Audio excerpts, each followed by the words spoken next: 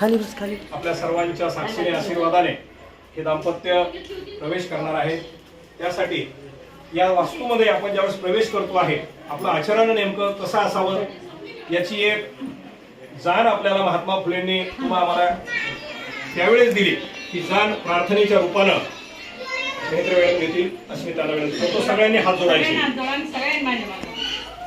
सत्य सर्वांचे आधी घर, सत्य सर्वांचे आधी घर, सर्व धर्माचे माहेर, सर्व धर्माचे माहेर, जगा माझी सुख सारे, जगा माझी सुख सारे, खास सत्याची ती कोरे, खास सत्याची ती कोरे, सत्य सुखाला आधार, सत्य सुखाला आधार, बाकी सर्व अंधकार, बाकी सर्व अंधकार, आहे सत्याचा बाजोर, आहे सत्याचा बाजोर, काढी भंडाचा तो नीर, काळी भंडाचा तो नीर, सत्य आहे ज्याचे मूळ, सत्य आहे ज्याचे मूळ, करी दुष्टांची बाराळ, करी धूतांची बाराळ, बळ सत्याचे पाहून, बळ सत्याचे पाहून, बहुरूपी जले मनी, बहुरूपे जळे मनी, खरे सुख नटा नव्हे, खरे सुख नाटा नव्हे, सत्य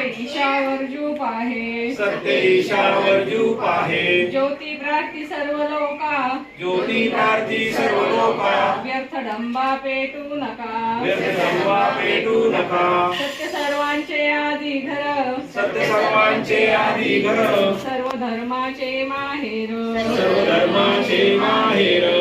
सत्यशोधक समाजाची स्थापना झाली. महात्मा फुलेंनी आपल्याला ही कल्पना दिली.